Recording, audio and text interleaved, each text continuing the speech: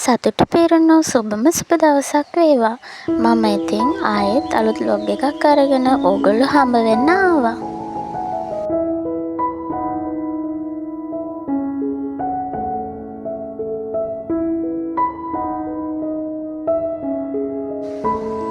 ඉතින් ඕගොල්ලෝ හැමෝම සතුටින් ඉන්නවා ඇති කියලා මම හිතනවා.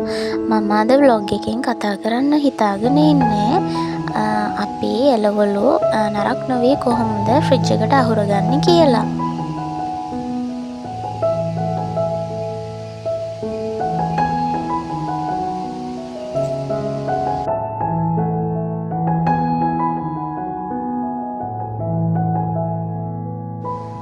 ගෙදර එළවලු ඉවර වෙලා තිබුණේ. ඉතින් මම එළවලු ටිකක් අරගෙන ආවා.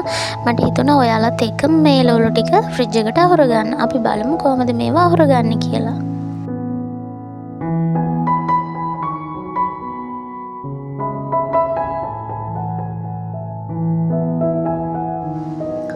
මේවා නම් මේ ඉදුණු මාළු මිරිස්. ඉතින් ළඟ ගෙදරක එක්කෙනෙක් තමයි මට දුන්නේ ඇට ගන්න කියලා.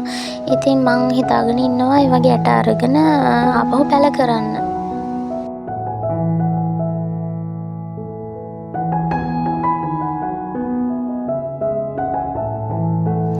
එළවලු ටික අහුරන්න කලින් ඒ ටික එහෙමම තියේදී මම ගියා ලොකු බබත් එක්ක මාළු වැලක් අරන් එන්න කියලා වැවට. ඉතින් යමුකෝ ඔයාලටත් පෙන්නන්න.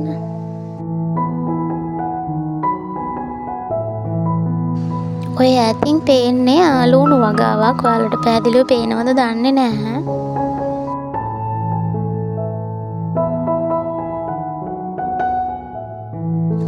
මේ තමයි ඉතින් අපේ ගමේ තියෙන වැව. මේ වැව නම් එච්චර ලොකු නෑ, ටිකක් පොඩි.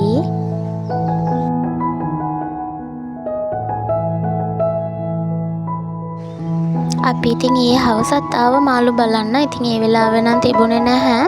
මේ අද 2ට විතර එන්න කියලා තමයි කිව්වේ. ඉතින් අපි ආවා. තාම ඒගොල්ලෝ වැවේ. එයාලා ඉතින් තාම මාළු ගෙනල්ලා නැහැ. ගෙනකන් අපිට ටිකක් වෙලා ඉන්න වෙනවා.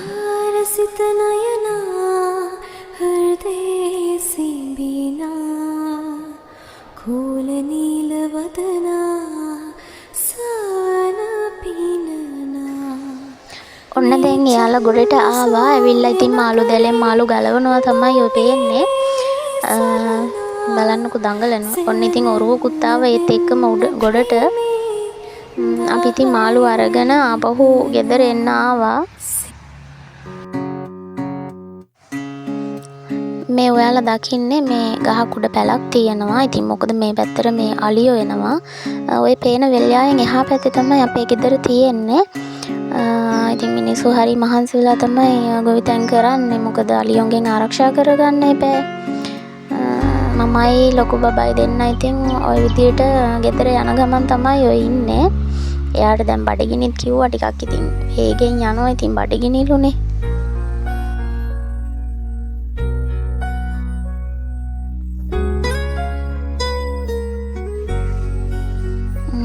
බලන්න මේ මම ඕගොල්ලන්ට කිව්වනේ මම ඉන්න ගමක කියලා. ඔය තියෙන ඉතින් මිනිස්සු වගා කරපු වගා බිම් තමයි.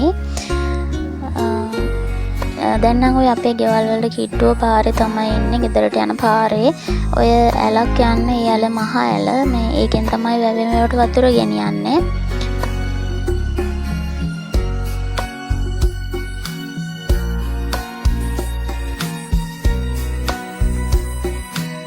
ඔය ඈතින් පේන ගල ගාව තමයි ඒ වැව තිබුණේ. මම ඕගොල්ලන්ට පෙන්නපු ගල අන්න එතන.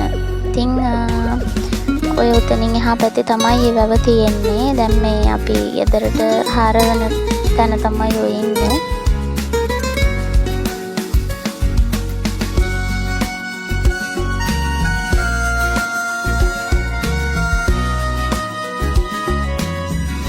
ඔන්න ඉතින් දැන් අපි ගෙදරට ආවා. බලන්නකෝ තෝරාරිද්දෙම කවුද මේ එළියට එන්නේ කියලා. එයාට ඉතින් හරි සතුටුයි අපිව දැකලා.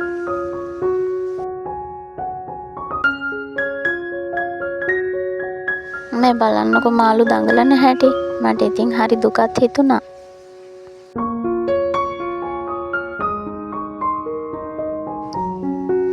මේ පොකුරු වද කියන ජාතිය තමයි මම හිටුවේ. උනාට ඒකේ මල පොකුරු වෙලා නැහැ. මේ සාමාන්‍ය මලක් විදිහට තමයි තියෙන්නේ. උනට මල හරිම ලස්සනයි.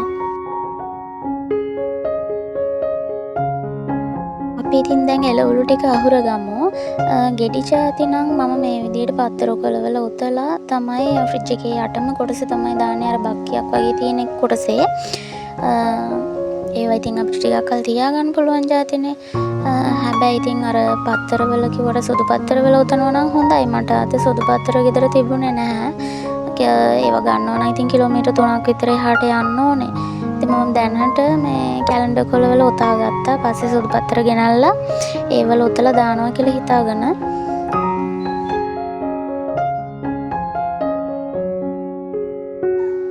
බණ්ඩක්කවල දෙපැත්ත කපලා කන්ටේනර් බොක්ස් එකකට ටිෂු කොලයක් එලලා, ඒ කියන්නේ සර්වියට් පේපර් එකක් එලලා ඒකට උඩින් බණ්ඩක්ක ටික අහුරලා ඊටත් උඩින් තව සර්වියට් පේපර් එකක් තියලා තමයි මම බොක්ස් එක වහලා මේ ෆ්‍රිජ් එකට දාන්නේ. මොකද එහෙම දාපුවාම බණ්ඩක්ක මෝරන්නේ නැහැ. අපිට සතියක් උනා තියාගන්න පුළුවන්.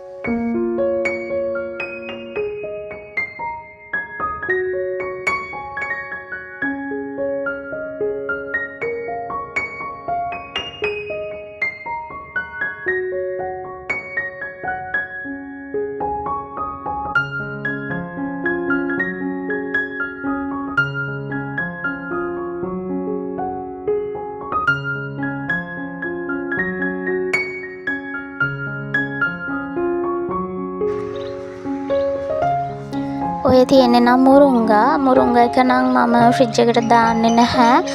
අද රෑට මම මුරුංගා උයන තමයි හිතන් ඉන්නේ. ඔය බලන්නකො බොක්ස් එකේ දැන් බණ්ඩක් ටික තියෙන විදිය. අන්න ඒ විදියට දාපුවාම මේ කල් තියාගන්න පුළුවන්. මුරුංගා ටිකත් මේ විදියට පොත්ත ඇරලා ඔයාලට අර මම බණ්ඩක් අහුරපු විදියටම තියාගන්න පුළුවන්. වට්ටක්කවල අර මදේ කොටස කපලා අයින් කරන්න ඕනේ.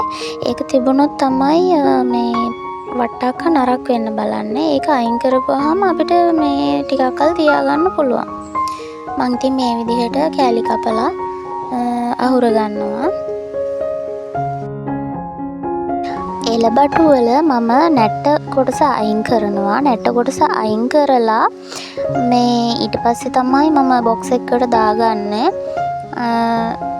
මොකද නිකම් බොරුට නැටත් එක්කම දාන්න ඕනේ නැහැනේ. ඒක අපිට තවත් වැඩ පහසු කරගන්න හොඳයිනේ.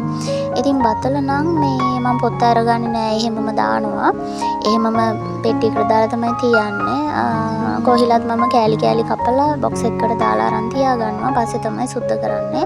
දම්බලවල මම මේ විදිහට දෙපැත්තෙම තියෙන නූල් කඩලා අයින් කරලා ඊට පස්සේ තමයි ඊට පස්සේ ඒක ඒ විදිහටම බොක්ස් එකකට දාලා තියාගන්නවා. බටාන වට්ටක්ක නම් මම මේ විදිහට කපන්නේ නැතුව පත්තර කොලයක ඔතලා අර විදිහටම මේ ෆ්‍රිජ් එකේ යටම ඒ තියෙන බොක්ස් එකක් වගේ තියෙන අර බක්කියක් ඒකට දානවා. එතකොට නෝකෝල් වල මම කොළ ටික කඩලා අරගෙන ඒක පත්තරයක හොඳට ඔතලා ඒකත් මම ඒ විදිහටම අහුර ගන්නවා. පත්තරයක ඔතලා තියාගත්තාම ටික දවස් තියාගන්න පුළුවන් මැලෙන්නේ නැතුව.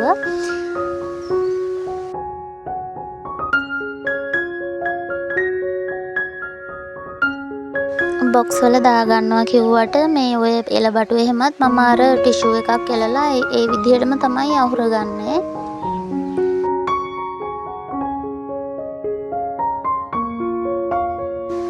නෝකෝල් එහෙම මම කපන්නේ නැහැ. කපන්නේ හෙට උයනවා නම් අද තමයි කපලා බොක්ස් වලට දාගන්නේ. එහෙම නැත්නම් මේ ගෙඩිය පිටින්ම බොක්ස් වලට දාලා තියාගන්නවා.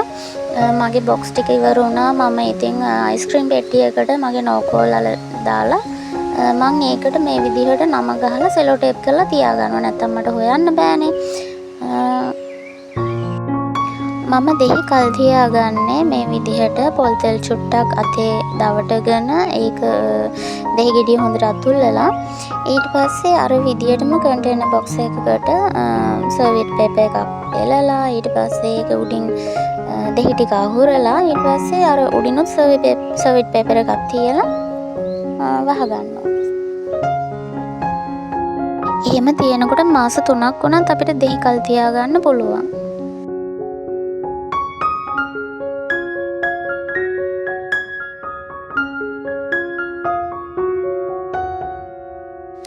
සතියකට විතර හරියන කරපිංචා ටිකකුයි රම්ප ටිකකුයි මම ලෑස්ති කරගත්තා.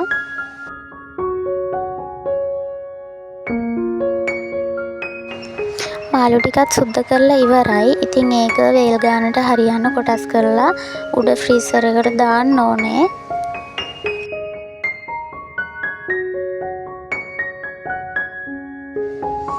මම එළවලු ටික ෆ්‍රිජ් එකට අහුර ගත්තා. මේ විදිහට තමයි ඉතින් තියෙන්නේ. බලන්නකෝ අපි නැති වෙලාවෙදි මොනරෙක් ඇවිල්ලා. මම කුස්සියේ පැත්තෙන් එළියට බත් දාන ඒවා කන්න මොනරෙක් එනවා. ඉතින් එයාගේ දිග පිලක් නෙවෙයි මේ වැටලා තියෙන්නේ. එයාගේ පිහාටුවක් වැටලා තියෙන්නේ මේ කොට එකක්. බලන්නකෝ ඒකේ ලස්සන.